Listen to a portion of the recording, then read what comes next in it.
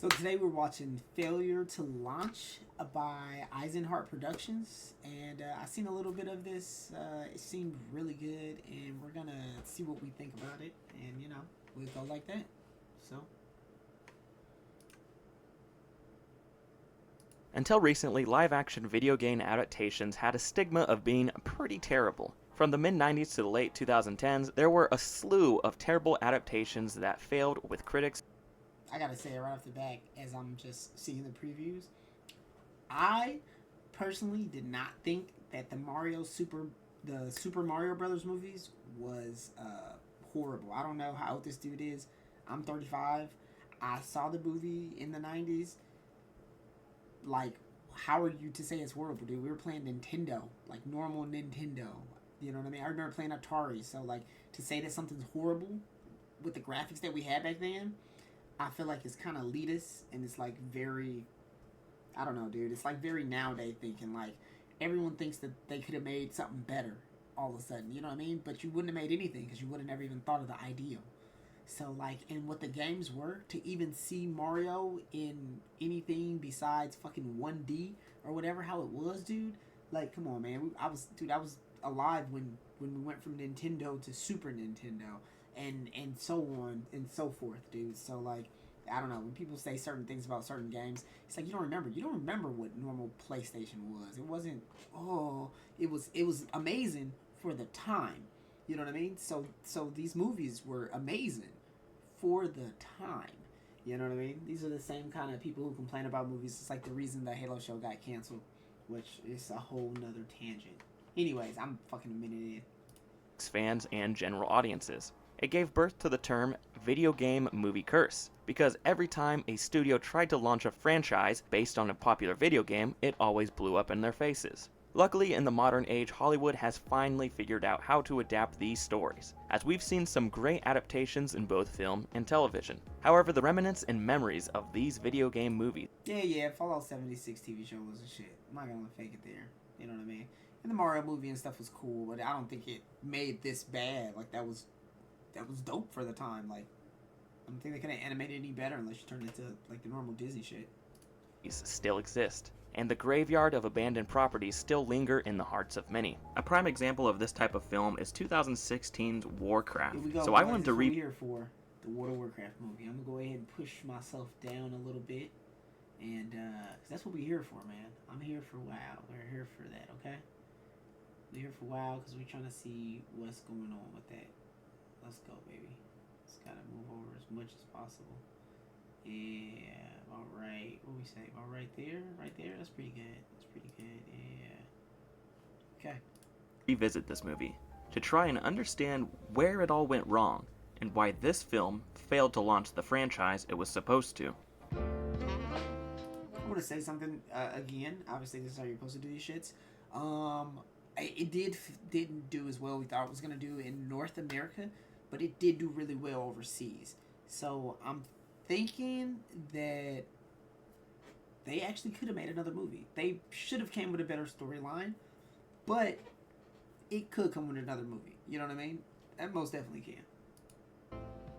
The story of Warcraft starts all the way back in 2006. The company that owns World of Warcraft, Blizzard, announced they were going to produce a live-action adaptation with Legendary Pictures. The film was going to be set in the same universe found in the game Warcraft, Orcs and Humans. However, this version of the film was later dropped because Blizzard thought it would be too close to the Lord of the Rings franchise. The film was expected to come out in 2009, but as the year came and went, they hadn't even finished a script or had a director attached. Filmmaker Uwe Boll made a bid to direct, but Blizzard quickly shot him down, and shot him down pretty harshly. Here's a quote from Boll as he recounted the story on MTV Movies. "We will not sell the MTV. That is kind of wild. 2009, dude. I remember 2009. Shit, dude. I got out of high school in 2007. So, yeah, 2009. That was like the height. Like, fuck, I was playing WoW already in 2006. So, yeah. movie rights. Not to you. Especially not to you.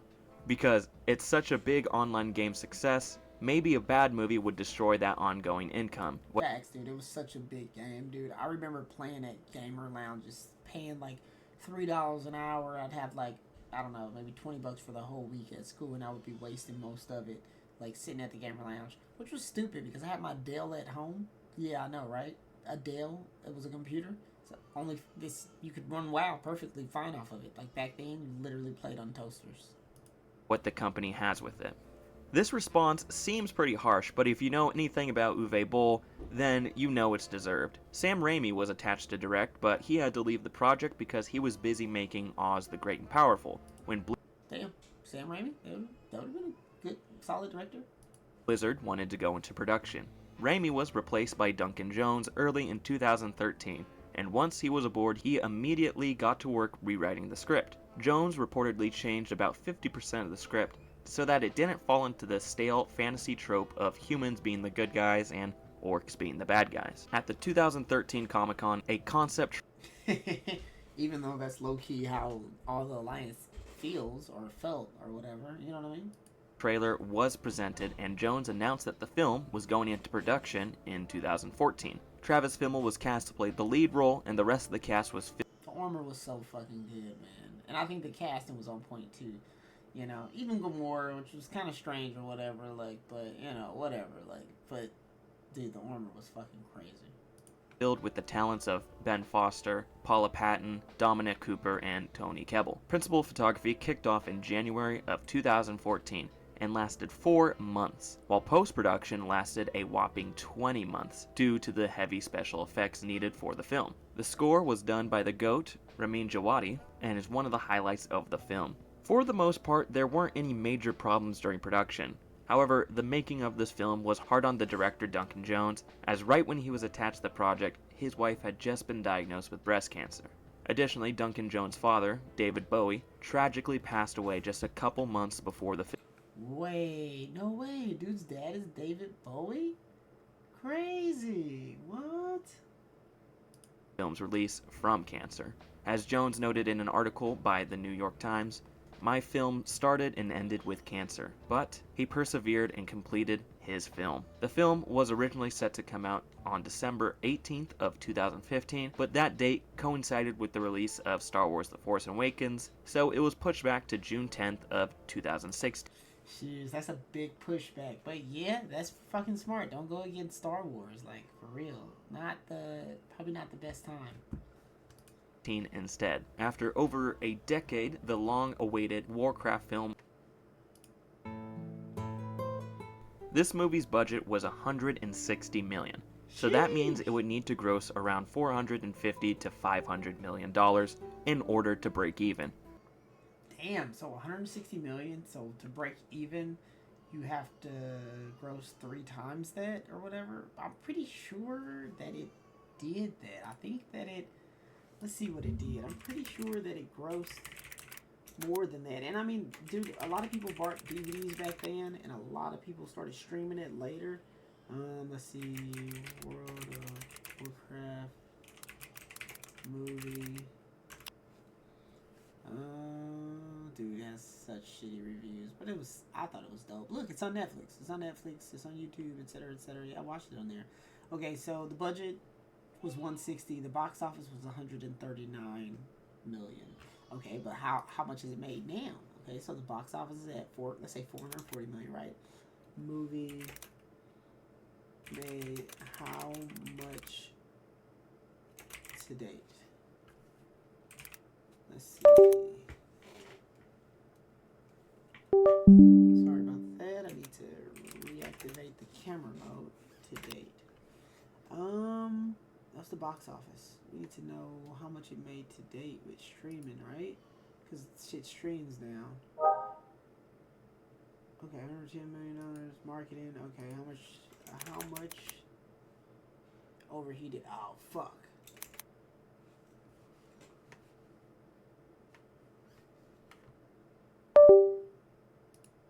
That's right. We got this camera. And it is clean as the other one, but it'll do. It'll do. It'll do. Let's see. Let's put that up.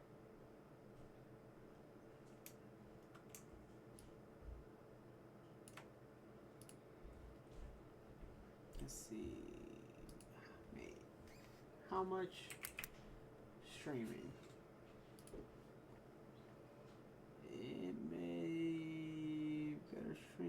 especially set up in trilogies.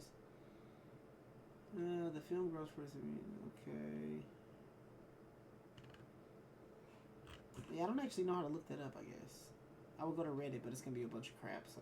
Anyways, I bet the quality of this shit switching is crazy, but anyways, let's get back to it. A common rule of thumb in the industry is that a movie needs to at least double its budget in order to break even, because that first budget number doesn't account for marketing, distribution, the theater's cuts, residuals, and other such factors. And with a movie like Warcraft that has a global distribution and marketing, this film probably needed to make back 2.5 times its budget. In the film's opening weekend, it made $24 million, debuting at number 2 in the box office, right behind The Conjuring 2. Throughout its total domestic run in the US, this film only made $47 million, which is not even close to the $450 million that it needed to break even. However, this film was saved by the overseas market, as it made $391 million internationally. It shows you something, bro. America, I thought we was better than this. Thought we were real fans. What happened? Yeah, I bet Europe and freaking Japan and China and everyone else like really, really went to go see it. And I would have thought we would have, but I guess we didn't. And a majority of that was from one country. China is really what saved this film from... Look at that, boy. I was right, of course. ...from totally bombing, as this movie made $225 million in China alone. If it didn't gross those numbers in China, this film would have been a disaster at the box office. Could you imagine if everybody had saw it here too, and it did that in China, and it was like $1 billion movie? It hit that mark, you know what I mean? World of Warcraft, come on, man. We'd have had like 2 other movies at least since then. Film's total worldwide... We'd be having movies every time the patch dropped. ...gross was $439 million. Which is a lot of money, and in fact, Warcraft was the highest grossing video game movie at the time. But this still wasn't enough to hit that break-even point, and The Hollywood Reporter put the loss around $15 million for the production companies. It's weird to think that the highest grossing video game movie at the time is still considered a financial failure, because its budget was just too damn high. So those are the box office numbers. But what about the response from critics and fans? Well, the response from critics and the general audience was rough. But the response from the fans was actually pretty good. Yeah, I bet, because I mean, we loved it, dude. It was the human version of WoW. And they fucking looked legit. Come on now. The film's Rotten Tomatoes score for an example, as there's a huge difference between the critics' score of 29% and the audience's score of 76%. Yeah, man, fuck them critics. They don't even play the game. Like, how you gonna score something that you don't know anything about? You're just going completely off the story. Like, this shit is pretty legit to gamers who actually are spending our time and years of our lives playing it, dude. 6%. Personally, I think that 29% is a little too harsh, but we'll get to my review at the end. First, we have to discuss why this film... Yeah, I'm gonna get his review. If you didn't play then, the review is different if you didn't play it. It's the same thing with, like, Halo, right? It's the same thing with anything. If you don't really have anything invested and you don't know shit about it, then it's kind of, the reviews are kind of like, whatever, you know? Like, you don't, it's valid. You can't take away people's point, like, it's still valid, but it's just not as, people who watch it don't really care, because he probably, you know, who knows what his favorite, you know, game, or he may not even be a gamer, he might have some other kind of choice in movies, so. Never had the sequel that it built up at the end of the movie. Following this film's release, it was reported that the studios did in fact want to make a sequel, and it even had a title. It was going to be called Warcraft 2: Tides of Darkness. Duncan Jones had his eyes set on revealing the Night Elves and more characters, so this sequel would have had an expanded cast. That would have been badass. They should have gave him a chance to actually keep going with it, you know what I mean? Because to really, like, have Night Elves and everyone else in the game, like, I think that would have been like a really big thing, you know what I mean? It would have made people happier. It would have been a lot more going on. This was like, I really feel like just setting the ground floor for what this was, you know what I mean? What it was, what it could be, and, you know, and going from there. In 2017, Duncan shared some details on what a sequel might look like on his Twitter. The main orc focus would have been Goel's imprisonment in violent... Damn, 2017, dude? That's literally 7 years ago. Like, they just take too long to make movies, man. for his freedom, and the Alliance focus would have been on Khadgar's unleashing Pandora's Box, Lothar's Ark, and Varian. I'm not familiar. That's kind of a lot. It's kind of a lot because at this point, like in the game, we're with Anduin and stuff. Like they really should have sped it ahead, bro.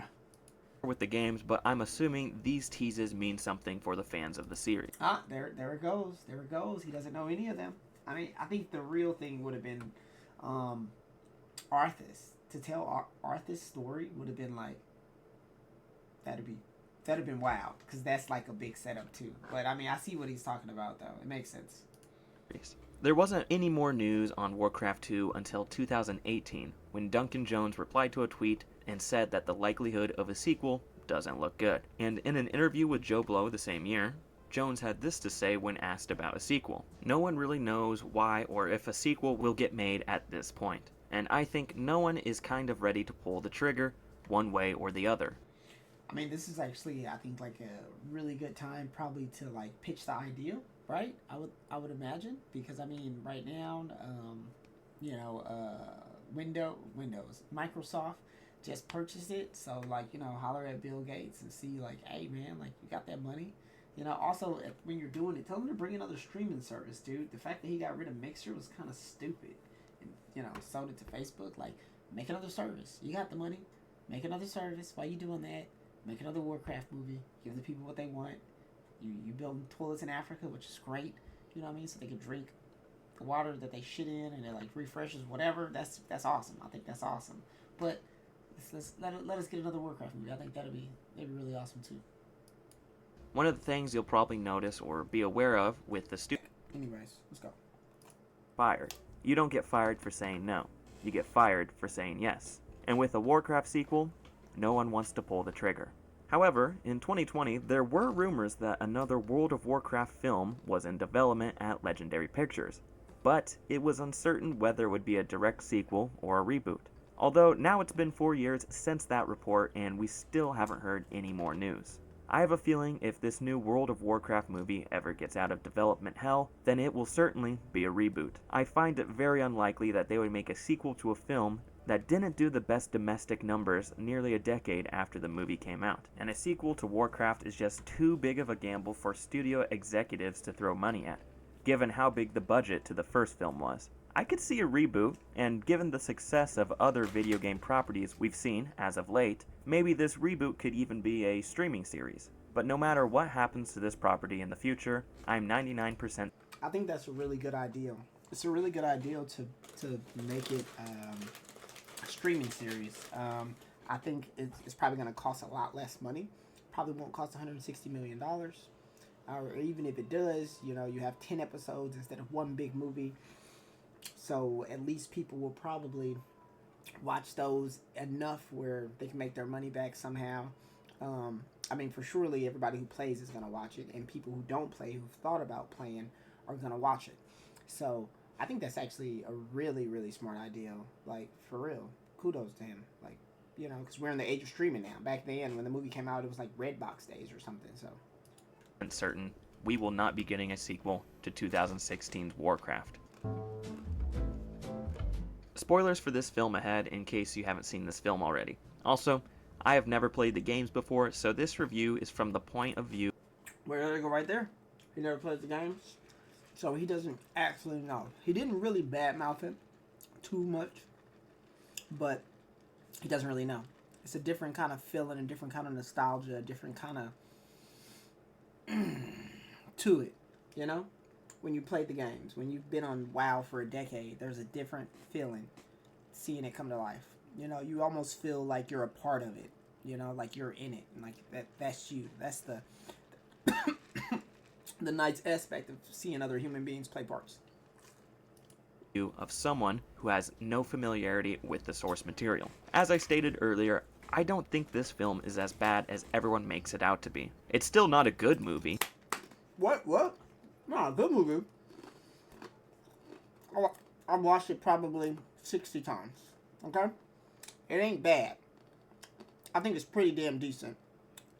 Because I just keep imagining myself on the fucking griffins and the, wolves and everything else.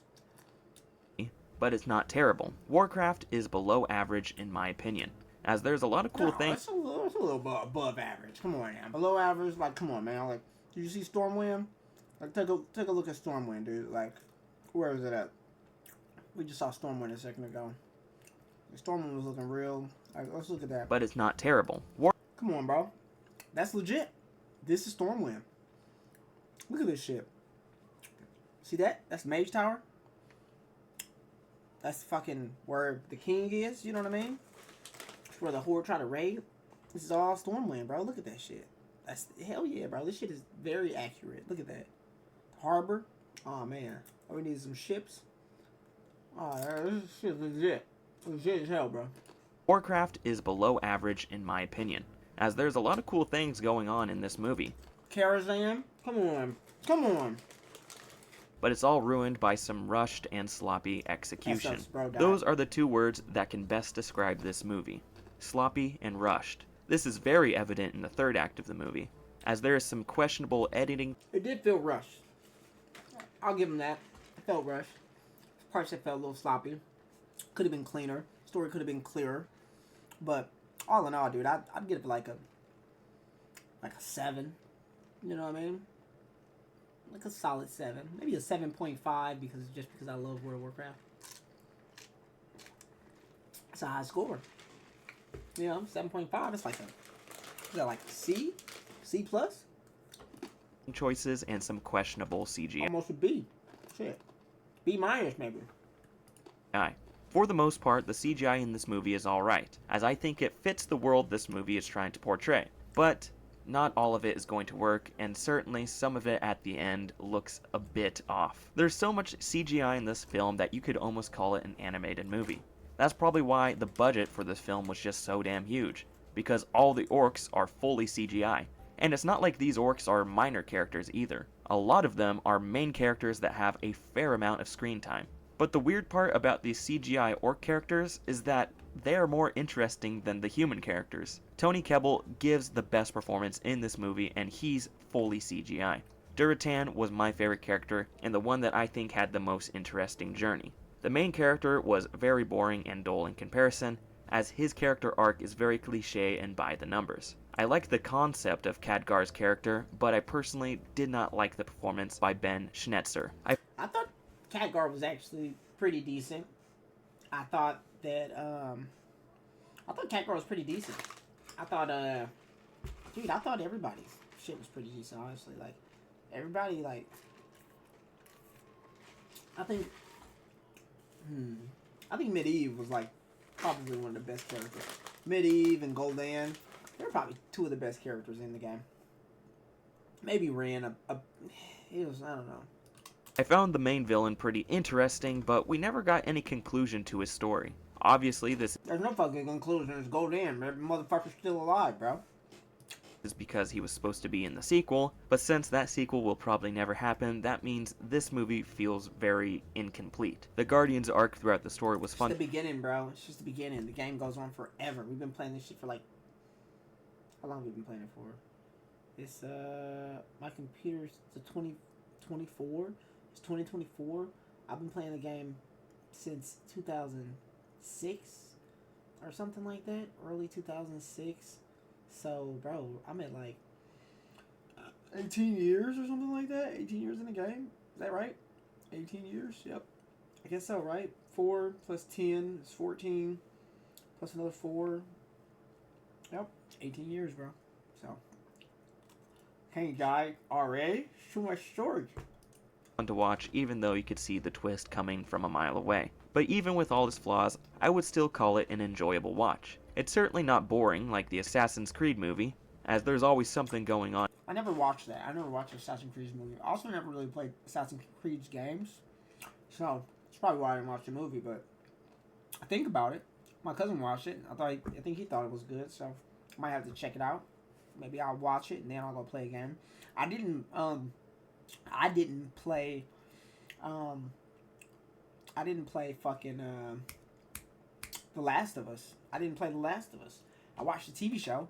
The TV show was so damn good, I said, I'm gonna go play this game. I bought it. I ain't played it yet, but I bought it though. In Warcraft. but at points there's a little too much going on. Like, the action scenes are cool, but also a little overstimulating since there's so much going on and so much being thrown at you. But at the end of the day, you're not going into this movie expecting Lord of the Rings level quality. You're going into this movie to be entertained and watch big, dumb action fight sequences. And this film delivers on that. So that's the story of 2016's Warcraft.